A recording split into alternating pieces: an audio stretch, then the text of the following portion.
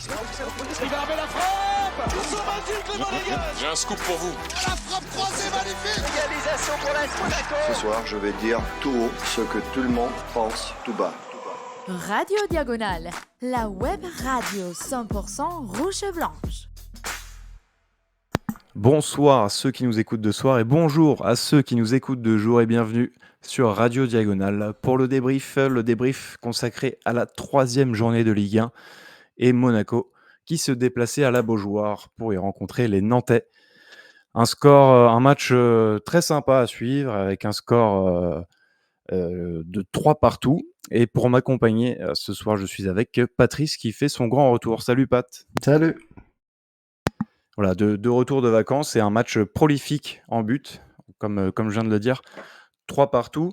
Donc en ouverture de cette journée, puisque en fait, Canal a délaissé son affiche historique et on se retrouve du coup sur les antennes de Prime un vendredi soir. Ça faisait longtemps. Donc pas directement avec cette nouvelle formule, le j'aime pas. Qu'est-ce que tu as aimé? Ouais, j'aime le Minamino, nouvelle formule. J'aime ce que je vois de lui. Franchement, j'ai l'impression que l'année dernière, c'est pas lui qu'on avait, quoi. Il y avait un sosie, un clone, je sais pas.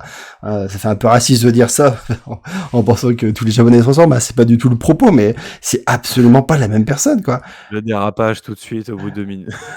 Franchement, la saison dernière, je l'ai même dit lors d'une émission, j'ai l'impression que c'est un amateur qui joue, tellement qu'il rate tout, qu'il rate ses contrôles, qu'il fait jamais les courses dans le bon moment, qu'il se fait prendre le ballon très facilement. J'ai l'impression qu'il y avait un niveau d'écart qui était affolant entre lui et les autres joueurs. Et là, qu'on le voit, mais il mange tout le monde. Le nombre de ballons qu'il allait récupérer dans les pieds des adversaires, ses contrôles, ses frappes qu'il a fait. Il met encore un but ce soir, il est capable d'en mettre d'autres, qui fait des très belles frappes cadrées.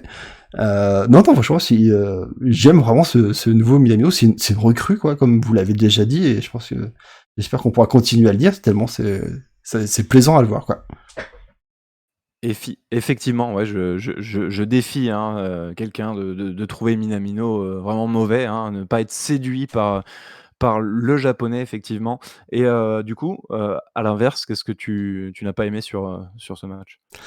Ce que j'ai pas aimé, c'est notre défense dans sa globalité. Le positionnement qu'ont pu avoir nos défenseurs sur ce match, qui laisse beaucoup trop d'espace aux adversaires, aux Nantais. Certes, les Nantais jouaient vraiment un bloc très très haut, mais on n'était pas obligé d'aspirer autant d'être aussi haut sur le terrain. Quand tu regardes, tous nos joueurs étaient forcément dans leur moitié terrain, mais même plus haut, quand on était quasiment aux 35 mètres, et du coup ça laisse des boulevards derrière. Ça vient clairement du fait que ce sont pas des défenseurs centraux de métier, qui sont aspirés, à mon avis, par être beaucoup plus haut sur le terrain et toucher plus le ballon, le porter. Mais je trouve ça très dangereux. On l'a pu le voir sur les contre-attaques, il y a des problèmes de placement, normal aussi, ce qui se connaissent pas, c'est des recrues, ou Magassa qui a jamais joué quasiment encore en pro, donc il y a des problèmes d'entente. On rajoute là-dessus Vanderson et Enrique, qui sont des pistons aussi, on le sait, qui ont des problèmes un peu défensifs, beaucoup de lacunes, et donc du coup sur les marquages, c'est très problématique. C'est comme ça qu'on prend le 3e but aussi. Donc voilà, c'est bien de marquer beaucoup de buts aussi, mais ce serait bien aussi d'éviter d'en prendre autant, parce que clairement là, ces 3 buts ce soir, il nous faut quand même très très mal face à une équipe nantaise qui, je pense, en mettra pas 3 à beaucoup d'équipes cette saison. Non, c'est vrai qu'ils en avaient mis qu'un seul pour l'instant en 2 matchs, un but sur penalty, je crois d'ailleurs, en plus, c'est ça. contre Toulouse lors de la première journée. Donc effectivement, ouais. Moi de mon côté, ce que j'ai aimé, c'est tout simplement la prestation, le match en fait. C'est du plaisir, c'est des émotions, c'est des rebondissements. C'est un vrai match façon Bundesliga en fait. On est une équipe Bundesliga. Normalement avec le coach aussi, ouais, et sa philosophie, ça match. Mais ouais, non, vraiment, j'ai pris du plaisir. C'est le football, c'est le football que j'aime. Voilà, peu importe au final le scénario, voilà, j'ai pris du plaisir et j'ai pris autant de plaisir là en 90 minutes que sur toute la saison précédente, quoi. Enfin bon, à part peut-être revenir sur le match de Leverkusen, l'aller où on gagne 3-2 là-bas, bon voilà. On va dire que c'est le seul moment où je garde de bons souvenirs. Ce que j'ai moins aimé, c'est qu'on se retrouve, en journée 3 et qu'on n'a toujours pas de défenseur central en fait, qui joue, à son poste. Mmh. Alors pour tout vous dire, ça devait être mon j'aime pas, de la semaine dernière. Mais étant donné qu'on a fait un clean sheet, qu'on gagne 3-0, bon, j'ai préféré, gifler la pelouse et les pigeons. Mais ouais, c'est vrai que là, c'est un peu problématique, dans le sens où on se retrouve encore avec 2 milieux en défense et Singo qui est vendu comme un piston droit, qui se retrouve du coup à jouer, défenseur axe droit. Bref, des erreurs, on va en parler justement de nos défenseurs qui vont coûter des buts et des situations aussi très chaudes, notamment en fin de match avec Singo.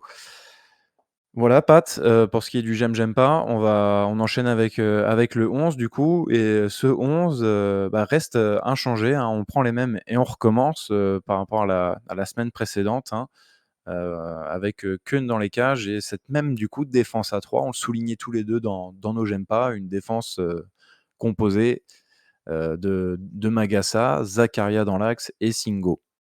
Ouais, Si le seul changement qu'il aurait pu y avoir, c'était Maripane, si vraiment il était apte, si le week-end dernier, il a juste une petite gêne, et donc du coup c'est pour ça qu'il avait été mis au repos, et là il aurait été 100% apte pour jouer, il aurait peut-être pu reprendre une place de titulaire pour éviter d'avoir du coup 3 joueurs qui jouent pas forcément à leur poste. Mais bon, c'était pas le cas, donc après c'est sûr quand tu gagnes 3-0, ça vaut aussi le coup de prolonger la même équipe, hein.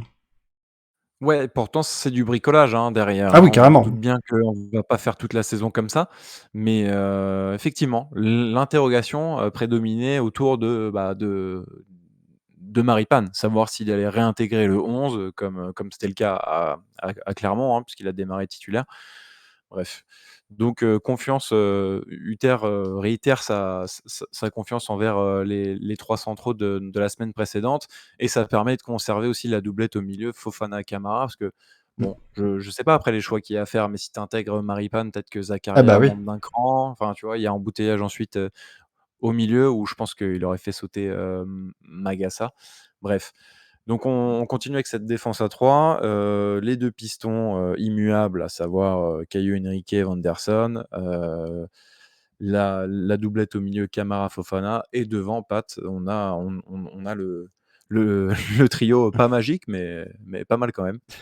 Ben Yedder, Minamino et Golovin. Et en fait, quand tu regardes bien, hormis Maripane, c'est vraiment la seule incertitude que tu peux avoir, parce que tout le reste, tous les autres joueurs qu'on a sur le banc, il y en a aucun qui peut prétendre à prendre une place de titulaire.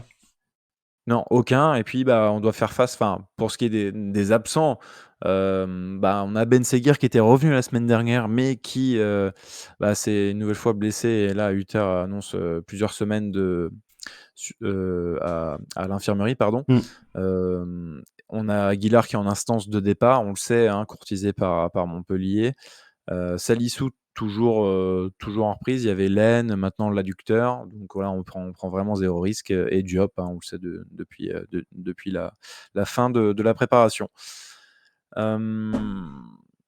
Du coup, Pat, sur ce match, on attaque direct, hein. Il y a pas mal de choses à dire. Déjà, il y a 6 buts. Donc, Mmh. on va revenir sur ces buts et sur cette entame, ratée, de la part des Monégasques qui vont, très vite concéder un penalty. Ouais, bon, alors on m'avait vendu comme quoi notre équipe faisait un super beau pressing et tout, c'était plaisant à voir jouer. C'était le premier match que je voyais de la saison, j'ai pas vu non plus les matchs de préparation, donc je découvrais vraiment le nouveau AS Monaco, quoi. Et j'étais quand même surpris de voir que c'est Nantes qui nous pressait, quoi. Vraiment très très fortement, quoi. On n'arrivait pas à sortir le premier quart d'heure, quoi, au-delà même du but là qu'on va parler, quoi. C'était assez impressionnant de voir que c'est eux qui effectuaient ce rôle-là et pas l'inverse, quoi. Ouais, ils avaient vraiment les crocs. Mm, Eux, mm. on sentait que, ils jouaient presque un match de coupe en fait. En tout cas, en termes d'engagement et de combativité, c'est clair qu'ils nous sont rentrés dedans et eux, ils ont pris le match, par le bon bout, ouais. Puis, Ah ouais, carrément. facilité du coup par une erreur de milieu défensif, qui en fait se retrouve, dans une position de dernier défenseur à défendre dans sa surface, quoi. Ouais, après, dernier défenseur, quand t'es sur la ligne de corner, t'es peut-être pas obligé de tacler. Je vois pas trop l'intérêt à ce moment-là de tacler. c'est Ouais, prendre, voilà, c'est prendre beaucoup de risques pour par contre, oui, c'est comme tu le dis, hein, c'est une faute de milieu de terrain qui a pas pour habitude de tacler et pas un défenseur ça n'a central pas les mêmes qui serait, conséquences. exactement, quoi. Donc, après, on pourra beaucoup parler sur l'arbitrage, sur Pignard qui nous aime pas, sur est-ce qu'il y a Oh penalty ou là là, pas. je t'arrête tout de suite, Euh, doucement. On vient d'attaquer le débrief, tranquille. Laisse l'arbitre, voilà. La- on va y venir, mais pas. mais quand on voit le ralenti, quand même, il y a pas à dire, il a pas attaqué à cet endroit-là, il fait faute. Voilà, c'est rageant de voir qu'au bout de 3-4 minutes, tout de suite, ils sortent le penalty, qu'ils prennent pas le temps peut-être d'attendre un peu la VAR pour avoir les infos, quoi. Mais bon, Ah oui, pas. ouais. Non, non, il n'y a pas eu de recours au VAR. Enfin, il était sûr de lui en tout Mm, cas, mm. et VAR a appuyé dans son sens, dans le sens où il n'y a pas d'erreur manifeste. Effectivement, on voit bien que Zakaria prend un peu tout. Même si Simon joue bien le coup, à peine rentré dans la surface, tout juste, hein, vraiment totalement excentré, hein, presque sur la ligne Des de corners. sortie de but. Mm. Ouais, il se retrouve fauché par Zakaria qui emporte tout. Et du coup, penalty du coup, concédé et transformé par Mohamed qui marque un petit temps d'arrêt qui trompe Keun. Rien à dire, On c'est s- pas très compliqué à arrêter, il la place très très bien au poteau en plus. Donc, ouais. On s'attend à une réaction. Monaco reprend un petit peu remet un peu le pied sur le ballon, n'entrecule et finalement on se retrouve à encaisser un second but, Patrice, cette fois-ci sur corner. Encore une fois, pas dans le jeu pour Nantes. oui, bah, ça nous rappelle un peu la saison dernière où c'était un peu la spéciale, quoi. On se prenait souvent les buts comme ça sur corner. Bah là, cette fois-ci, c'est Vanderson qui prend pas bien son marquage, qui laisse Castello, c'est ça, qui met le but. Jean-Charles Castelletto, ouais. Ouais. Castelletto, pardon, Qui, oui, j'ai oublié une partie du nom. qui réussit bien Qui face est à très nous. ouais, qui fait une très très belle tête, qui est imparable pour le gardien, qui saute très très haut pour aller les chercher, mais voilà, il est pas. C'est le marquage là qui pêche. Il est pas assez bloqué. On l'empêche pas d'aller chercher cette tête. Du moment qu'il a pris son Ouais, envol, qui saute, il est vraiment seul pour la prendre, pour vraiment bien la placer et faire ce qu'il veut, quoi. Il y a personne qui saute à son niveau pour venir l'empêcher de le faire proprement.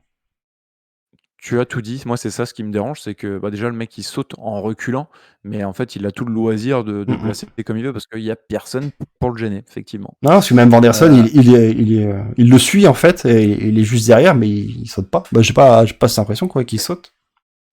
non, ouais. Et donc ça fait 2-0 et là on se dit: «Ah ouais quand même», donc Nantes, une équipe, un peu malade, hein, bon ça change pas un peu de de toutes les saisons, mais bon, avec, un contexte un peu particulier. On sait l'entraîneur un petit peu décrié, voilà, Nantes est au plus mal.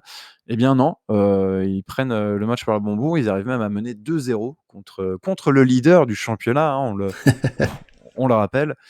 Et heureusement, va y avoir une réaction, Patrice, puisque, Monaco va, très rapidement, réduire, l'écart. Ouais, bah, à la demi-heure de jeu, du coup, là, suite au deuxième but, on a vraiment pris le jour 1. Bon, les Nantais ont ce qu'ils voulaient, ils ont déjà 2 buts d'avance, pour eux, c'est parfait. Ils peuvent vraiment reculer, mettre le bus devant les cages et nous laisser complètement le ballon, hein, ce qui est logique. Donc, là, maintenant, Oui, c'est vrai, parce qu'en fait, pardon, excuse-moi, mais le deuxième but intervient au quart d'heure de jeu. Donc au bout de ouais, 15 minutes, on est déjà mené 2-0. donc ils ont exactement ce que cherche une équipe qui joue en contre-attaque. Donc d'avoir en plus 2 buts d'avance, ils ont vraiment, pour eux, tout leur intérêt maintenant, c'est de tenir, en fait, c'est de bloquer, de mettre le maximum de joueurs dans la surface pour nous empêcher de frapper et de garder le maximum leur avance. Donc bon, on va commencer du coup à essayer de faire de plus en plus tourner le ballon, de tenter des frappes. Du coup, c'est sur l'une d'entre elles que Golovin, du coup, sa frappe elle est contrée. Ça permet de revenir du coup sur Caillot qui fait un très bon centre encore, un peu comme Strasbourg. Il va nous faire un beau centre dans la surface. Et c'est Minamino encore une fois qui le reprend de la tête pour mettre lui aussi un peu seul, pas bien pris par les défenseurs nantais. Il peut bien placer sa tête très loin des camps.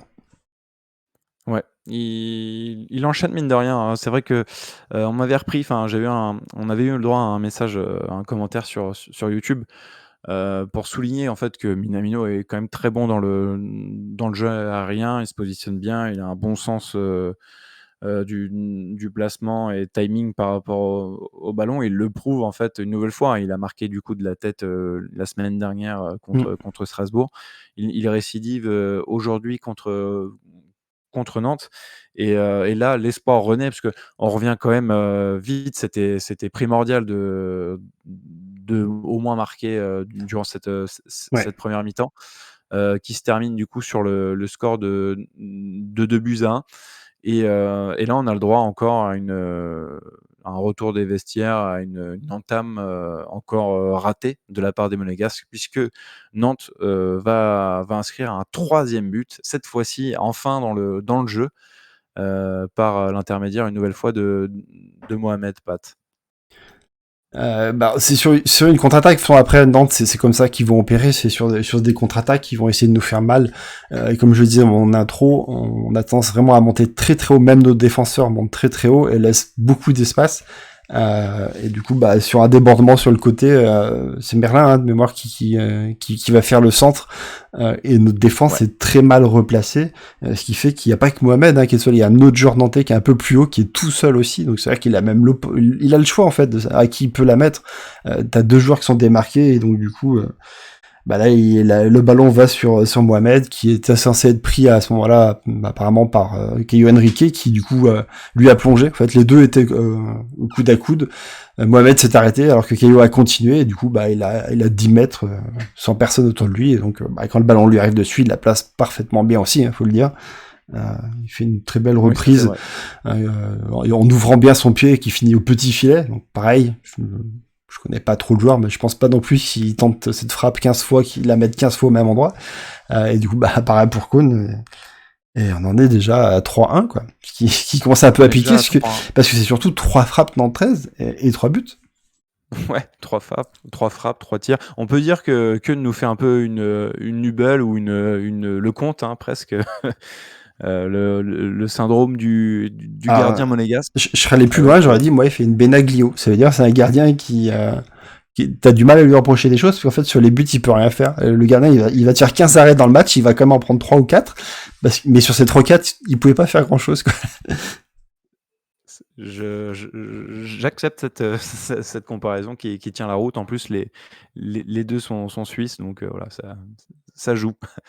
Et donc, pour terminer avec le déroulé des buts, on a 10 minutes plus tard, donc à la 59e, juste avant l'heure de jeu, une réaction. Notre capitaine Wissam Ben Yedder qui vient inscrire son 4e but déjà de la saison, qui reprend tel un renard dans la surface, une frappe déviée qui aurait dû déjà finir au préalable au fond. Il n'y aurait pas dû avoir de seconde chance, mais voilà, Ben Yedder termine le travail. Et Caio fait vraiment une superbe offrande à Fofana, quoi. Fofana a bien réussi en plus à se démarquer, à être bien. Caio le trouve parfaitement. Fofana, il est au point de pénalty, je crois. Il a face à lui le gardien, et bon, il y a un autre défenseur qui est à côté du gardien, et c'est vrai qu'il ouvre bien il attend un petit peu, il ouvre son pied, et du coup, c'est le défenseur qui la sort. Et le ballon rebondit vers Minamino et Ben Yedder, mais Ben Yedder est beaucoup plus prompt à la reprendre directement pour inscrire son but.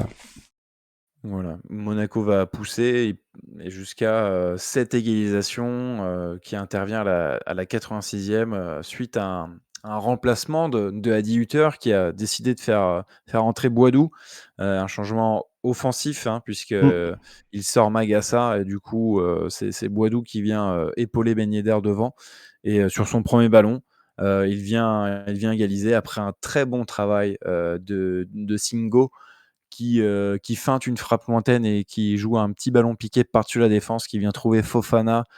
Celui-ci reprend de la tête, s'il vient se heurter sur la barre transversale de Descamps, et Boadou, un peu comme un œuf, un peu comme Ben Yedder sur le but précédent, qui est là, qui rebond, qui est là au bon moment, au bon endroit, et qui reprend victorieusement du gauche. Voilà, Myron Boadou, le Hollandais volant. Donc j'imagine que Lorenzo devait être très content et très fier s'il nous écoute. Je pense que voilà, ça a dû lui faire un petit truc, une petite larme quand même, que ce soit Myron qui vienne arracher ce point du match nul. C'est un beau cadeau de départ, non, on peut dire ça? Oui, voilà. annoncé sur le départ. On va évoquer tout ça avec une petite thématique transfert qui viendra juste après le déroulé. Sur les faits marquants, qu'est-ce que tu retiens? Qu'est-ce que tu voudrais mettre en avant, toi? Qu'est-ce qui, selon toi, fait partie d'un tournant du match? Bah là, on a parlé des 3 buts de Monaco. On Les prend- 3 buts de Nantes aussi. Oui, de 3 buts de Nantes aussi, mais en fait, ce que je voulais dire, c'est que sur Monaco, il y a quand même 27 frappes. Tu vois, on a inscrit que 3 buts, mais qu'est-ce qu'on a tenté, quoi. Et en face, on a eu un bon gardien aussi qui a fait des très très beaux arrêts. Hein. Ouais, 27 tirs, 10 tirs cadrés, 2 poteaux Mm. quand même, avec cette barre de Fofana, mais il y a une frappe de Minamino. Minamino aussi. Qui est contré, qui est dévié sur le poteau. Ouais. Ouais. En tournant de match, je pense qu'on peut facilement évoquer le penalty non sifflé en première période sur Golovin. Oui. C'est aberrant que celui-ci ne soit pas sifflé, qu'il n'y ait même pas un rappel du VAR, tout simplement. Il est complètement ceinturé par derrière. Sur les photos, on le voit bien. En plus, il est pas à un seul endroit. Les deux mains sont une sur l'épaule, une sur l'autre bras, et qui empêche de frapper, parce que du coup, il plonge pour essayer de faire sa frappe que arrête des camps. Mais voilà, il est pas en mesure de faire une belle frappe. Quoi. Bah exactement. Quoi. Donc là, clairement, il y a penalty, sachant que ça intervient juste avant le but nantais, quoi, parce que contre-attaque, corner, but. Voilà, ça a de très lourdes conséquences parce que effectivement le penalty non sifflé, pourtant le ballon sort en touche, mais la touche qui suit engendre ensuite le corner et tout de suite du coup le deuxième but nantais. Donc ça fait partie d'un fait de match, et moi je mettrais aussi en avant le raté de Ben Yedder en première période après une touche rapidement jouée où il est dans les 6 mètres. Il doit la reprendre mieux que ça, il doit la terminer. Là on est dans la zone de vérité, on est dans sa zone, il est face au cage. Il doit faire mieux que ça, et en fait si tu reviens 2-2 à la mi-temps, bon c'est ça ouais, c'est-à-dire que tu as comblé ce retard de 2 buts quand même, et tu reviens de loin en fait. Et donc mentalement, je pense que l'équipe peut mieux rebondir, peut mieux réagir. Après, je les incrimine pas du tout, on va parler de l'aspect mental parce que il y a de quoi finalement être quand même fier de la prestation des joueurs et en fait, du comportement de l'équipe, même si on l'a dit, il y a beaucoup de réalisme de la part des Nantais. Nous, forcément, on domine, on est l'équipe dominante, on impose notre jeu parce que également, Nantes, c'est plus du tout leur jeu de faire ça, justement. Ils mènent 2-0 à la maison au bout de 15 minutes. C'est inespéré, donc c'est normal finalement. Même si c'est pas une équipe de possession qui veut imposer son rythme, c'est normal qu'il laisse la balle à l'adversaire, et du coup c'est à nous de faire le jeu. Mais je trouve que voilà, dans le comportement, dans les intentions, on a été quand même intéressant, on a montré justement qu'on avait du caractère, l'équipe n'a pas lâché, et pourtant voilà, il y a des faits de jeu qui sont contraires. On a parlé de ce penalty, et tu prends le but sur corner ensuite. Au retour des vestiaires, tu te reprends un petit coup de massue où tu es une nouvelle fois mené de 2 buts. Je sais pas si Pat, tu partages ce point de vue. J'irai pas faire de comparaison avec la saison précédente où l'équipe n'avait pas de caractère. J'attendais que tu finisses pour venir là. J'ai dit le même match, tu le mets en fin de saison dernière, on perd. Et on le perd 2 voire 3-0. Hein, parce que du moment qu'on a pris les 2 buts derrière, je pense que ça baisse les bras et il se passe rien. Ouais. Non, c'est sûr que ça change. Hein. Mais voilà, je parlais d'émotion dans mon j'aime un match. Enfin voilà, mais après c'est bien pour l'équipe, parce que ce genre de match, ça permet aussi de mentalement quoi, d'être revenu, d'être allé chercher ce point, alors que par 2 fois tu te prends à 2 buts d'écart. Ça forge un peu un groupe aussi, ça aide beaucoup pour la suite. Souvent quand ça arrive en tout début de saison, donc c'est excusable dans le sens où mais tu apprends justement de ça, et je pense que Uther va axer aussi là-dessus, mais voilà, c'est quand même très très intéressant. Après, dans les faits marquants, on peut aussi dire clairement, on râle parce qu'il y a un penalty oublié sur Golovin, mais à la fin du match, dans le temps additionnel, clairement, il y a aussi un penalty qui est pas sifflé pour Nantes, parce que Singo fait clairement une faute, il tacle par derrière, il touche pas le ballon du tout, il touche le joueur. Je vois toujours pas non plus comment la VAR fait pour le rater, donc pour moi c'est une compensation. C'est Là, clairement on ils en ont parlait de ils ont vu compensation. qu'ils ont fait une connerie sur Golovin et ils ont compensé quoi. C'est pas possible autrement Oui. quoi. Et je n'irai pas jusqu'à dire que justice est rendue, puisque en fait, il y a le second but nantais dans la foulée de cette action litigieuse sur Golovin qui méritait penalty. Mais bon, voilà, c'est sûr, hein, il y a penalty normalement pour Nantes. Mais voilà, je veux dire que le scénario là, catastrophique, tu te prends 2 pénaux, Nantes, ils font 4 tirs, 4 buts, voilà, c'est un truc, ça arrive une fois dans une saison. En tout cas, on l'espère. Hem, la petite stat du match, Pierre, Pierre, n'importe quoi, excuse-moi, je suis resté bloqué, à la semaine dernière.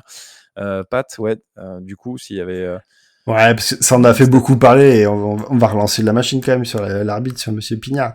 Parce que là, ça, c'était que ça faisait 8 matchs de suite qu'on gagnait pas de match avec lui. Bon, bah, on en a un 9e, parce qu'on a fait 3-3 finalement. Heureusement, sa deuxième stat, c'est qu'on prend un carton rouge tous les 2 matchs. On n'a pas pris de carton rouge sur ce match. Pourtant, c'était, on aurait pu par moment, il aurait pu enchaîner quelques cartons jaunes quand même. Ouais, c'est vrai Mais qu'il est ça va. vite. Ouais, parce qu'au début du match, quand même, j'ai trouvé nos joueurs qui étaient un peu trop virulents, surtout nos défenseurs. C'était mal connaître le garçon qui était arbitre du match, que de se lancer sur des gros tacles comme ça ou des gros coups de coude dans le dos. Voilà, donc Ouais. c'est Je connaissais pas clairement encore le cow-boy Pignard. exactement. Bon après, c'est en carton jaune, c'est pas trop ça. Hein. C'est pas il en sort pas tant que ça. Surtout les cartons rouges où il nous a habitués. 5 en 10 matchs arbitrés contre nous, ça fait quand même beaucoup quoi. Une moyenne de 1 sur 2, c'est quand même très très rare. Gagné à Bordeaux. Ouais. Ah ouais, bah donc c'est un arbitre qui nous réussit pas, qui certains diront qu'il nous aime pas, peut-être. Hein. Va savoir. Après les résultats, je pense que c'est juste je pense pas qu'un arbitre influe tant que ça sur les résultats, même si ce soir on peut voir que si, mais bon, sur 9 matchs à la suite, je pense pas, il y a beaucoup aussi de nous qui avons pas fait les bons résultats. Oui, clairement, ouais. Mais il y a quand même beaucoup d'erreurs d'arbitrage sur ces matchs-là. Il n'y a pas que nous supporters qui les ont. Quand on regarde les notes de l'équipe ou de Nice ce matin sur ces matchs, c'est toujours catastrophique quoi. Les 2 matchs qu'il a fait l'année dernière, c'était contre Marseille et contre Rennes. Il a eu un 2 et un 4 par l'équipe quoi. C'est des notes qui mettent quand même très rarement. Je sais même pas s'il y a déjà eu des 2 à l'équipe pour un arbitre quoi. Voilà, bon, c'était la parenthèse. On verra bien au prochain match. C'était la petite stat Ouais. sur Pignard. Moi, ma stat concerne plutôt la réussite nantaise, hein, qui est complètement à prendre en considération dans l'analyse du résultat. On peut juger que c'est une contre-performance dans le sens où on fait match nul à Nantes. On le disait, une équipe un peu malade qui sait pas trop sur quel pied danser. Bon, bah voilà, 3 tirs pour Nantes, 3 buts. Il y a un penalty, il y a un corner et il y a le contre qui est très bien joué, très bien terminé. Et voilà, donc 100 réalisme pour Nantes et nous de notre côté, on l'a souligné. Et je crois que c'était 27 tirs, si je dis pas de bêtises. On a C'est bien ça, 3,75 en, 27 en tirs. expected goal. Combien? 3,75. 3,75. Ouais, Donc, voilà. théoriquement, on aurait Et dû je crois quasiment mettre les qu'ils 4 sont buts. à Quoi. 0,90 ou 0,95, je crois, Nantes. Ouais, Donc ça, peut-être que c'est il dépasse pas la les même 1, temps, ouais. plus. Ouais. Pourtant, 0,91. penalty, ça confère déjà pas mal de XG, mais bon, pourquoi pas. Donc, bah, Monaco, sans trop de surprise, reste leader du championnat, puisque en fait, on est les premiers à avoir joué. Hein, voilà, pour ceux qui font preuve de perspicacité, vous l'aurez compris. Invaincu. Moi, ce que je note, c'est qu'on est quand même déjà à 10 buts. 10 buts inscrits en 3 matchs, donc il y en a eu 4 à Clermont, 3 à Strasbourg et une nouvelle fois 3 ce soir.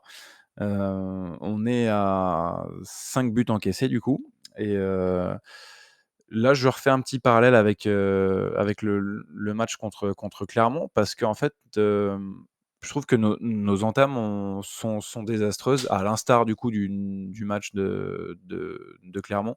Hutter en a même parlé en conférence de presse, hein. Le démarrage est compliqué, que ce soit en première ou en seconde.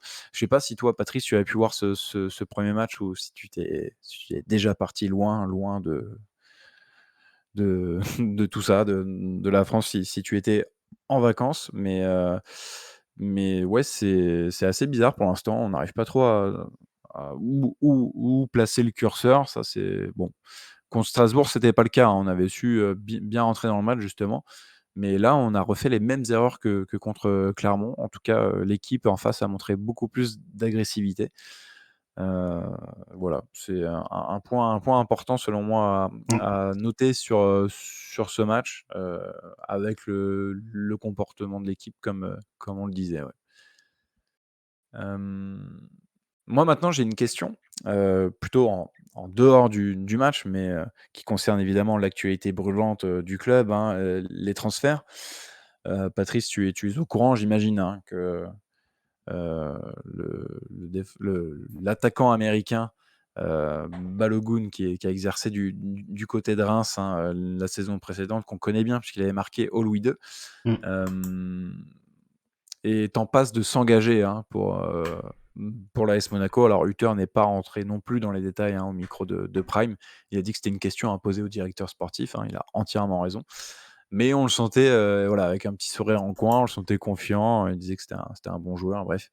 Voilà, c'est un secret de Polichinelle, hein. Balogun va s'engager. Alors déjà, est-ce que c'est une bonne pioche? Mais surtout, qu'est-ce que ça induit finalement pour la suite de la saison, sur notre trio offensif? Est-ce que ça change la donne? Comment tu vois les choses, toi? Bah justement, c'est une question que j'ai posée ce matin sur Twitter parce que j'arrivais pas à savoir en fait ce qui allait être fait, parce que on parle d'un joueur qui va arriver pour un montant qui va être très très élevé, qui arrive avec forcément des promesses qu'on lui a fait, comme quoi il aurait énormément de temps de jeu et des choses comme ça, hein, qui aura à mon avis un très gros salaire, hein, ce qui vient d'Arsenal quand même. Et à côté de ça, on a notre capitaine qui a le plus gros salaire du club aussi, qui fait un début de saison qui est très très bon, qui a marqué à tous les matchs, hein, faut pas l'oublier. Donc du coup, il y a qu'une seule place, parce qu'on joue dans un format où il y a un seul attaquant, et j'ai un peu du mal à imaginer l'un des deux en tant que milieu offensif. Et puis même si tu t'enlèves qui, quoi, tu peux pas enlever Minamino non plus en ce moment, Golovin non plus pas intéressant, sachant que les deux sont très bons défensivement et à la récupération, alors que je m'imagine mal soit Balogun ou Wissam venir gratter des ballons et redescendre aussi bas au poste de milieu offensif. Donc Ouais. là, franchement, je me posais la question ce qui va être fait. Donc je pense que ça va être Ben Yedder qui va continuer à être titulaire et petit à petit, Balogun va lui prendre la place. Hein, Bon, c'est la dernière saison de Wissam. Ouais, voilà. Donc j'imagine mal Enfin, qu'on change de système. Je pense pas qu'il y aura de prolongation. Je le vois pas changer de système, mais regarde, selon la physionomie du match, c'est important pour toi de pouvoir t'adapter et changer de système, justement, Ah pour oui, que ça ça c'est fasse sûr. une réponse tactique. C'est ce qu'il a fait justement Hutter en enlevant un défenseur, en rajoutant un attaquant. Donc, on a bien joué avec 2 pointes, on a bien terminé le match avec 2 pointes, avec Boadou et Ben Yedder. Surtout que c'est absolument pas les mêmes profils, hein, Ben Yedder et Balogun. Et Boadou, tu dis, ou Balogun? Non, Balogun, pour moi, c'est pas du tout non, des bien sûr. profils identiques en plus. Hein, donc Mais c'est comme pas... Mbolo et enfin, et tant mieux. Pour moi, un bon duo, c'est un duo complémentaire Exactement. avec des qualités, ouais, exactement. Mais du coup, tu le dis, il est très attaché à son 3-4-2-1 Ouais. qui, bon, pour l'instant, il s'appuie vachement là-dessus. Après, on n'est pas à l'abri peut-être d'un revirement tactique. Enfin, même si je le vois mal faire ça, parce qu'effectivement, ça fonctionne bien. Moi, j'aime beaucoup cette idée des 2 numéros 10 un petit peu, qui viennent prendre l'intérieur pour vraiment libérer l'espace, et justement, ça donne encore plus d'importance, plus de crédit au piston. Donc, ouais, Surtout si tu ça règles le problème défensif, je trouve que l'équipe marche très très bien. On est très très bon ouais. offensivement.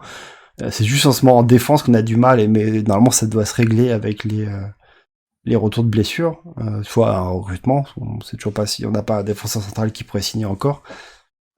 Donc Mais tout changer juste parce que tu recrutes un joueur qui est même pas une star vraiment, hein, c'est juste ça reste encore un jeune joueur qui a un prospect, voilà, qui a un gros potentiel, mais tu recrutes pas non plus un Messi, quoi. Première en L1 qui a fait une très bonne impression.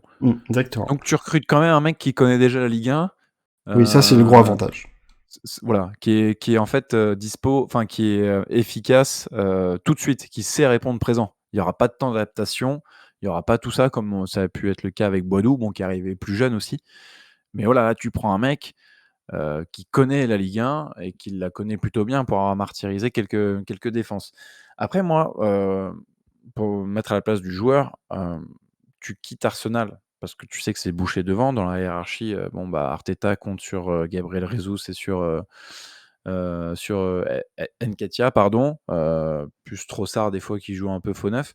Donc en fait, lui, il sait qu'il a pas de temps de jeu à Arsenal, malgré sa bonne saison à Reims, mais une bonne saison à Reims, ça fait pas de toi un mec qui peut Mmh. venir, semer le doute dans la hiérarchie à Arsenal. Donc lui, il cherche un club, bon, bah, tremplin, Tremplin? Bah, dans exactement. lequel il peut être titulaire. Mais enfin, tu peux pas vendre le projet à Balogun, dire: «Bah, très bien, en fait, ce qui va se passer, c'est qu'il y a Ben Yedder, il va finir sa saison. Bon, bah, toi, tu rentreras en cours de jeu». Parce qu'au final, moi, je pense que je vois bien les choses démarrer comme ça, dans le sens où, comme c'était le cas avec Kovac, comme c'était le cas avec Clément, bah, tu as Ben Yedder qui fait un coup 60 minutes ou un coup il démarre sur le banc. Je pense que ça va pas mal tourner en fonction, en fait, du profil de l'adversaire ou de ce Ouais, que veut exactement. mettre en place Hutter. Et pour moi, c'est très important d'avoir ces 2 profils différents qui peuvent combiner ensemble. Mais même si on sait que là, dans le schéma de départ, dans le 11, dans le 3-4-2-1, il y a pas de place pour 2 pointes. Mais en cours de match, comme on l'a vu, ce soir, c'est possible. Je pense que contre des équipes justement comme Nantes, on a plus intérêt à avoir un joueur comme Ben Yedder qui sait jouer dans les petits espaces, qui est très technique, jouant une touche de balle qu'on a pu le voir avec Golovin et Minamino pour faire circuler très très vite le ballon et trouver les petites ouvertures. Là où quand on va jouer contre des équipes qui aiment avoir le ballon et qui va beaucoup moins nous le laisser, et que c'est nous qui allons jouer en jeu de transition, hein, surtout avec ces tactiques. Là par contre on va aimer la vitesse de Ouais, bien Balogun. sûr. La Et là, profondeur. ouais, la profondeur, et il sera beaucoup plus intéressant. Et il va C'est retrouver un jeu qu'il avait justement à Reims. Parce qu'il faut pas oublier non plus que Reims, c'était pas une équipe qui jouait avec la possession, qui jouait haut. Non. Ça, Ouais. c'est des choses qui, voilà, pour un attaquant qui réussit à Reims, c'est pas pour autant qu'il va réussir à Monaco non plus, ce sera pas Bien forcément sûr. le même style de jeu. Ouais. Mais le profil du joueur est intéressant justement, c'est quelque chose qu'on n'a pas, enfin, qu'on aurait dû avoir peut-être avec Boadou sur de la vitesse, de la percussion. Bon, ça c'est pas du tout le cas. Moi, ce qui m'intéresse beaucoup, c'est aussi son jeu dos au but où il résiste bien, il Mm. sait il sait se retourner, se défaire de son vis-à-vis, qui le presse. Ça permet aussi au bloc, bah, de remonter. Voilà, il est aussi intéressant dans la conservation du ballon. Il se débrouille bien, hein, et il se débrouille peut-être mieux seul devant. Seul devant, il a les épaules pour tenir plus que Ben Yedder, par exemple. Après tu l'as dit là, il combine bien les petits espaces, lui il dézone beaucoup, il décroche. Voilà, Balogun, ça sera peut-être plus l'inverse où même s'il il dézone aussi, mais voilà, lui prendra plus la profondeur. Mais je trouve que c'est un gros coup. Et pour les gens qui s'interrogent, en se disant: «Comment on peut mettre autant?» Donc au départ, il y a la somme évoquée, ça a été 40 millions plus 5 de bonus. Bon, Nice Matin aujourd'hui, parle plus de 30 Plus plus 10. 10. Moi, j'ai même lu des 45 et des 47, 48. Hein. Ouais, ouais. Ouais, tu te rends compte de mettre autant sur un joueur? Alors, bien sûr, le foot évolue, les sommes aussi. Là, en plus, on va chercher un joueur, Première Ligue. Donc bon, bah, forcément, tu payes le prix aussi. Mm. Où tout est un petit peu disproportionné aussi là-bas, hein, pour les montants. Hem, mais en fait, ça remonte à quand la dernière fois qu'on a mis autant sur un joueur? Ça remonte à Rames Rodriguez, où on a mis 40 millions. Bah, Ben Ou Yedder. ouais, c'était 30 je crois Non, pour Wissam, 40. mais Non, 40, Ben Yedder. ah ouais, c'était 40, ouais, OK.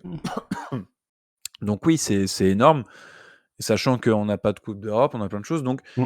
on peut s'interroger en fait sur le fair play financier. Et du coup, bon, bah, il y a Data qui a fait un super travail sur le forum, ASM Visu, où il explique que les règles, ont changé en fait, cette année, et qu'il y a de nombreuses annexes qui ont été éditées pour accommoder les clubs, dans le contexte Covid en fait et la transition vers les nouvelles règles. Les indicateurs de santé, ils ont changé, les saisons Covid sont traitées différemment, et il y a même certains exercices financiers qui peuvent être, ignorés pour compenser les changements de règles. Donc ce qui fait qu'aujourd'hui, en fait, Monaco, tous les indicateurs sont au vert malgré, bah, les erreurs commises, que ce soit avec la politique de Mitchell ou enfin voilà. Sous Par exemple, les années, 2020-2021 et 21-22 qui sont pas les plus mémorables, bah, elles peuvent être, ignoré. Donc voilà, c'est pour ça qu'on peut se permettre d'investir. C'est pour ça que le président Rybolovlev, tout le monde se réjouit de le revoir mettre la main à la poche, tout le monde est content. Et à mettre aussi en parallèle le fait que ce soit le centenaire du club cette année et que c'est important aussi. L'an prochain. Oui, enfin en 24, oui. Mm. Donc ouais, il y a la volonté de marquer le coup et de récupérer, enfin de retrouver le statut normalement de Monaco et de rejouer vraiment les places européennes et d'être en compétition européenne l'année prochaine, effectivement, l'année du centenaire. Voilà pour la petite parenthèse Balogun. On reprend sur le match, on reprend sur le fil, pardon, sur les tops et flops. Donc là, on retourne sur Nantes-Monaco. On était à 3-3 pour ceux qui viennent maintenant. Du coup, toi, Pat, de ton côté, s'il y avait un top dans ce match. Bah, on en a déjà parlé ensemble. Pour moi, il y a un seul top sur ce match. C'est Minamino. Mais du coup, je vais te le laisser parce que pour ma part, j'ai juste parler dans ton j'aime. Ouais, voilà. Effectivement, il est partout. C'est le playmaker. Il fait jouer. Il est au départ quasi de tous les mouvements. On le retrouve même à la fin. Ses prises de balles sont bonnes dans le sens du jeu. Ses contrôles sont déroutants. Enfin, tout est parfait. Et tu l'as dit, c'est le jour et la nuit. Le yin et le yang, sans mauvais jeu de mots, par rapport à la saison précédente. Donc voilà.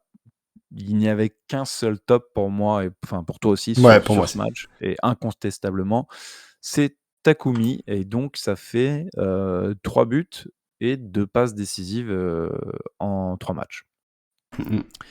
On verra s'il figure encore dans le 11 de l'équipe à la fin de cette journée.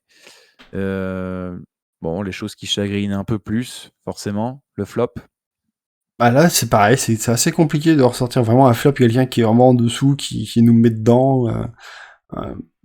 Il y a plusieurs joueurs qui ont fait des petites conneries qui nous coûtent cher au final, mais du coup qui font d'autres belles choses dans le match. Je vais prendre Singo, même s'il fait c'est lui qui nous permet de faire l'égalisation avec cette belle feinte, plus après une louche pour Fofana. Mais le penalty qui devrait même être sifflé sur la fin du match et qui nous permettrait de perdre 3-4.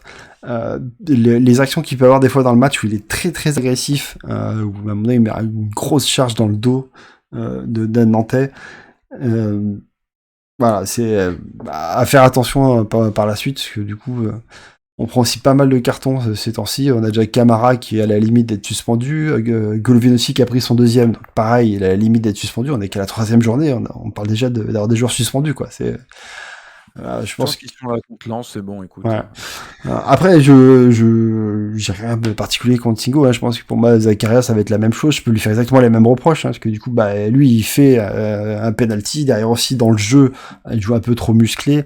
Les deux sont fautifs sur le dernier but, parce qu'ils se laissent beaucoup trop emporter par les Nantais, ils montent trop haut sur le terrain, font pas les bons décalages sur les marquages. Voilà, donc c'est vraiment peut-être plus notre défense, même si j'ai pas grand chose à reprocher à Magassa, parce que bon, il a jamais été dans les mauvais coups, ça a jamais été de son côté que ça s'est passé. C'est vrai, c'est très souvent côté Singo. Ouais, voilà, c'est plus pour ça que je vais pointer un peu du doigt Singo sans que ce soit vraiment un flop, quoi.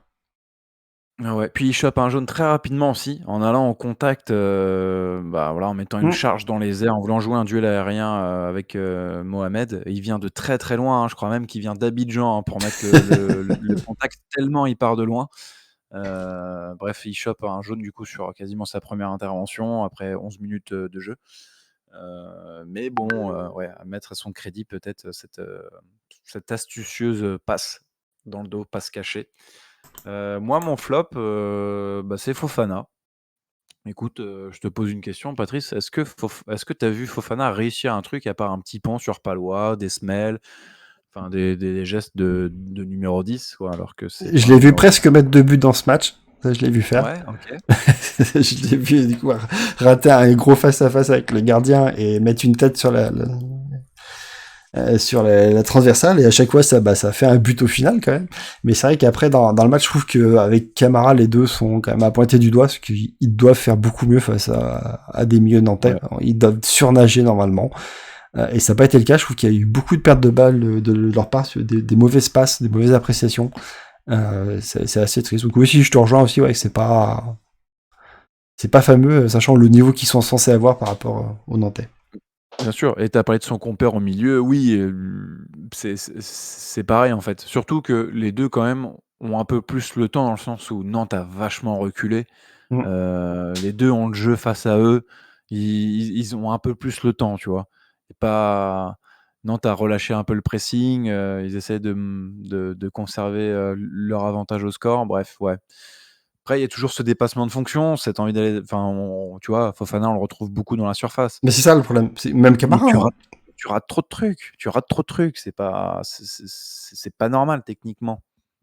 Normalement, voilà, le but de Ben Yedder, bah, il doit être terminé avant.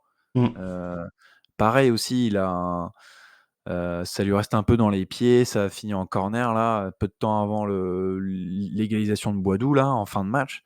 Il se retrouve dans une position très avantageuse, dans les 6 mètres une nouvelle fois et ça tergiverse, ça fait toujours une touche, de balle en trop, bref, voilà. C'était mon petit flop sur Fofana. Tu vois, il y a un moins bien par rapport aux deux premiers matchs où a priori il a été Ouais, quand moins même. bien, voilà. Ouais. Oui, oui, il était au-dessus, Il a ouais. peut-être compris du coup qu'il allait pas être transféré, du coup il a un peu baissé le pied. Il s'est dit ça sert à rien que je me fasse violence pour bien me montrer. Et du coup, ça me permet moi de faire le lien avec, donc Zakaria. On s'attarde une nouvelle fois un peu sur les recrues, hein. Évidemment, c'est leur 2e match, on a envie d'en savoir un peu plus sur les prestations individuelles. Zakaria, moi je fais le lien avec Fofana parce qu'en fait Zakaria, j'aimerais finalement bien le voir un cran plus haut, hein. Mm. Quand je vois aussi sa qualité de frappe, en fin de match là où il a envoyé une très lourde frappe, que Descamps, détourne, en corner. Bon, sur le corner qui suit, il reprend une volée à l'entrée de surface, on aurait dit une frappe de Fofana, mais mais bon, heu, il a un comportement de milieu défensif quoi, donc je veux bien pour bricoler, un match. Là, on en fait 2. Franchement, la semaine prochaine, si on a encore Zakaria donc contre Lens, en défense centrale, bon, je vais commencer à tiquer un peu. C'était mon j'aime pas, Ah bah surtout sur face à Wally. oui, oui, Il ouais, va pas falloir commencer à vouloir le tacler quoi. C'est ouais, dangereux. ouais, mais du coup, est-ce qu'on a vraiment envie de voir Maripane face à Wai, en fait? Bon, alors, bon, on va peut-être garder Zakaria une semaine de plus, hein. Non, mais bon, ce serait bien que Salissou, même s'il va être, à court de rythme, à court de forme, enfin, puisse intégrer cette défense. Mais bon, ça pour dire que Zakaria, ouais, j'aimerais le voir, au milieu, son poste de prédilection. Mais Donc, surtout qu'il y a un peu de pression sur Camara et sur Fofana. Parce que pour l'instant, ils sont dans un fauteuil. Genre, ouais, c'est pas Matazo ou le Maréchal qui les mettent vraiment en danger. clair que Quand Zakaria va arriver et qu'il aura l'écro pour jouer justement au milieu de terrain et pas en défense, parce que je pense que il l'a dit à son cul, c'est pas son poste, c'est qu'il appréciait pas trop de jouer en défense centrale, donc pour l'instant il dépanne, mais il va rapidement vouloir jouer au milieu de terrain et prouver qu'il faut pas le déboulonner de cette place-là, quoi. Donc c'est bien, ça mettrait de la pression sur les deux autres pour qu'ils puissent un peu monter aussi leur niveau. ouais. Et puis, finalement, Keun, on en a parlé, hein, bon, il prend 3 buts sur 3 tirs, il peut pas faire grand-chose, il a rien d'autre à faire. On n'a pas parlé par contre sur le penalty. Moi, la semaine dernière, je louais sa capacité d'anticipation et de couverture où il sortait souvent, hem, pour combler, le trou, dans la défense. Enfin, quand l'attaquant est lancé en profondeur, il lit bien les trajectoires. Là, sur l'occasion qui entraîne le penalty, au départ, il va pour sortir et je pense qu'il a le temps pour y aller et il se ravise et bon, après on connaît la suite, Zakaria qui tacle. Il y a un joueur, dont tu aimerais parler, dont on n'a pas évoqué, peut-être, l'entrée de Boidou, je sais pas, qui mérite d'être signalé. puisque bah, buteur, Il a fait du bois doux, quoi. Il est rentré, il a eu un ballon qui lui est tombé un peu du ciel pile poil où il fallait pour qu'il la pousse au fond et mettre son but, quoi. Parce que sinon, après le reste du match, ça n'a pas été terrible, quoi. Il y a eu des pertes de balles, il n'y a pas... non, après, il Voilà, a eu ouais. peu de temps pour s'illustrer, hein. Ouais, voilà. Il rentre à la 85. Bon, Non, voilà, il a ouais, eu 5 minutes. juste un mot sur Ben Yedder, quoi, juste pour faire la bise à tous ces petits haters qui attendent juste qu'il se casse du club. Je parle pas du tout de ses affaires hors foot, hein. Je parle vraiment de ceux qui n'apprécient pas le joueur, ouais, je parle vraiment du terrain, qui n'apprécient pas le joueur, qui trouvent qu'il est trop vieux. Bah, il vous prouve en ce moment que non, quoi, parce que ça fait 3 matchs de suite, il est là, il nous met les buts, il nous aide à être tout en haut du classement. Alors, même si je sais qu'on va encore me dire oui, mais c'est que des clubs qui vont être en train de jouer la relégation à la fin de la saison, certes, mais il est toujours là pour mettre ses buts, et ces buts-là, ils comptent aussi, quoi. Donc pour moi, je reste persuadé que ce joueur n'est pas du tout fini pour l'instant, et qu'il nous fera encore sa saison à 20 buts. Oui, oui, c'est une valeur sur Ligue 1. Avant de donner la parole à notre intervenant, puisque comme vous le savez, sur Discord, on vous donne l'opportunité de prendre part au débrief, avant donc la libre antenne. L'occasion pour nous de vous fixer quelques rendez-vous. Tout d'abord, pour être au courant de tout ça, hein, je vous invite évidemment à nous suivre sur Twitter, le compte Radio Diagonale, sur YouTube. On est sur Spotify également, hein. Nombre d'entre vous ont vraiment manifesté leur envie de nous retrouver sur Spotify pour leur confort d'écoute. C'est chose faite. J'avoue, c'est pratique. Radio Diagonale également.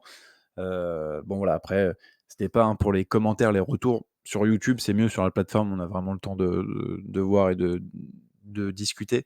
Donc, le prochain rendez-vous, Patrice, ça se passe samedi prochain sur les antennes de Canal à 21h. Le premier gros choc pour Monaco. À Mais voir, ce sera- à voir Pardon. comment Lens, du coup, continue, parce que voilà, leur début de saison est quand même pas terrible.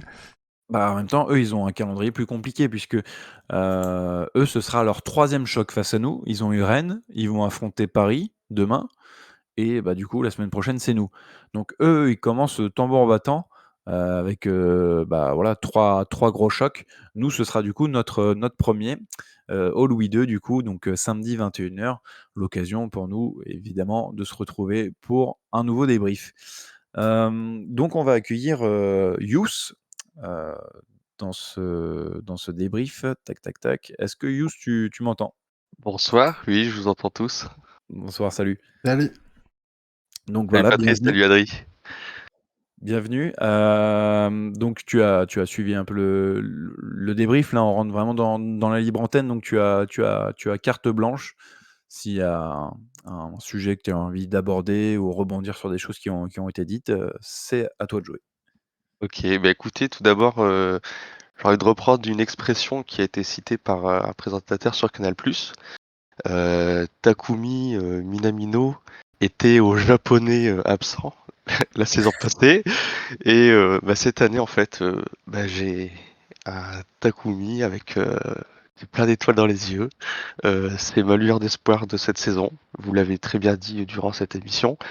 Et honnêtement, je suis stupéfait par sa combativité. Il récupère des ballons, ça tire, il a une sorte de fighting spirit. Et je sais pas si c'est l'effet Adi Hutter, parce que visiblement, il semblerait que le coach veuille que l'équipe joue de cette manière.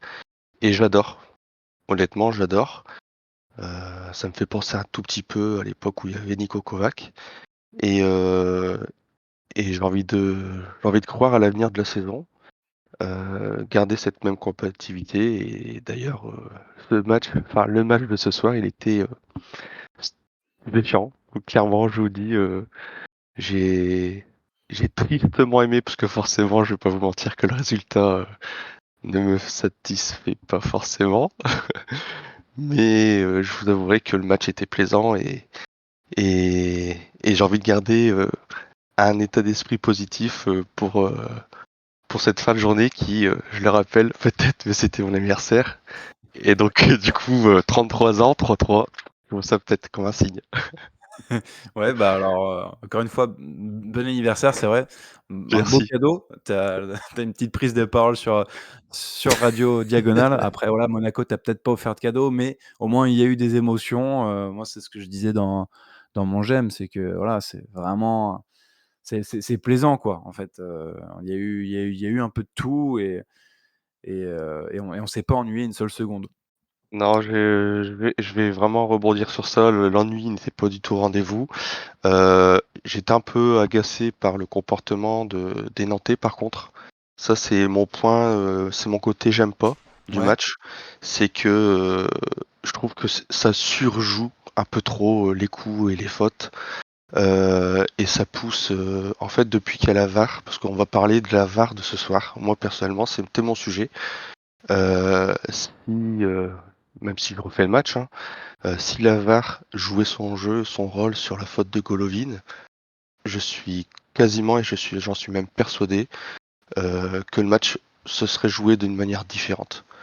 La baraka que Nantes a eu ce soir, il l'aurait peut-être pas eu si le penalty aurait été sifflé sur la faute de Golovin.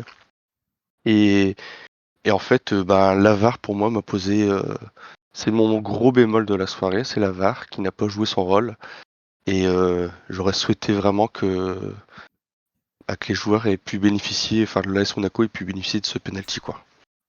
Ouais, ça faisait partie des faits marquants qu'on a relevés durant Mm. durant le débrief. Effectivement, ça a eu de lourdes conséquences. Un petit mot peut-être sur l'arrivée de Balogun. Même question que j'ai posée à Patrice. Qu'est-ce que, selon toi, comment ça va s'articuler maintenant devant? Eh bien, moi je vois malheureusement Wissam partir du 11, parce Ah, j'ai eu peur, j'ai cru que que tu voyais partir, Pareil je aussi. je me suis dit: «Ah bon, putain, merde, ça là je l'avais pas vu venir». non, non, mais je le vois partir du 11, Wissam, et Balogun prendre sa place, clairement, parce que maintenant je me mets à la place des dirigeants. On met quand même un bon billet sur un attaquant qui connaît la Ligue 1. Et moi, je vois ça, c'est pas anodin. C'est pas anodin.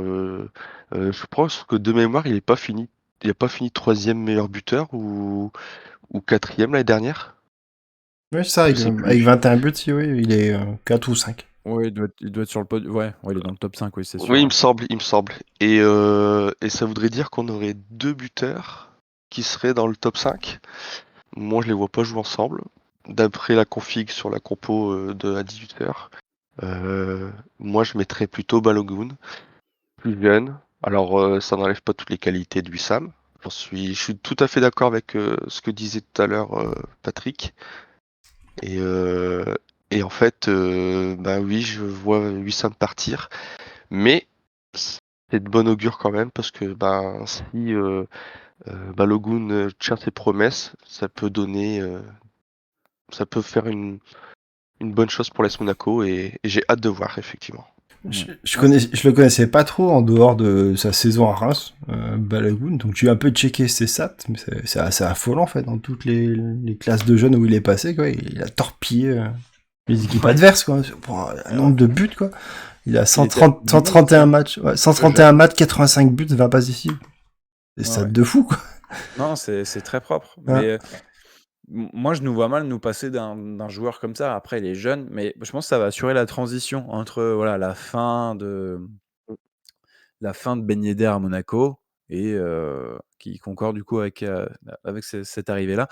De toute façon, il faut bien se dire qu'en vaudant Folland et en ayant en plus Boadou en instance de départ, on parle du Torino qui a fait une offre pas jugée suffisante par l'ASM, qui en espère au moins 12 millions. Bon, il faut bien se douter qu'en fait, t'as personne pour jouer le rôle de numéro 9. Donc c'est normal qu'on se positionne sur quelqu'un. Après qu'on débourse autant, j'ai expliqué pourquoi. Mais pour moi, c'est une très belle pioche. Et je vous rejoins avec vos motifs d'espoir entre le jeu proposé et ce mercato qui semble quand même être pas mal réussi.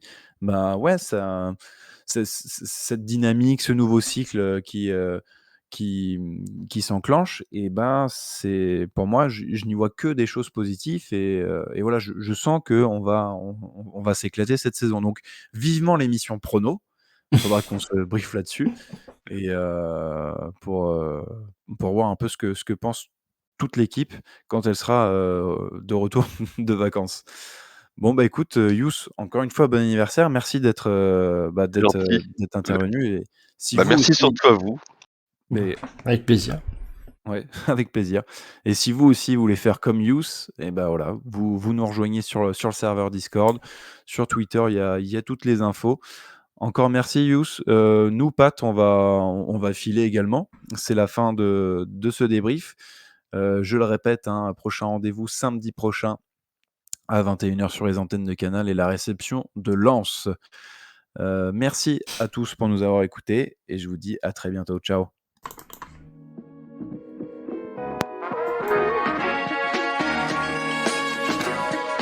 Et bisous.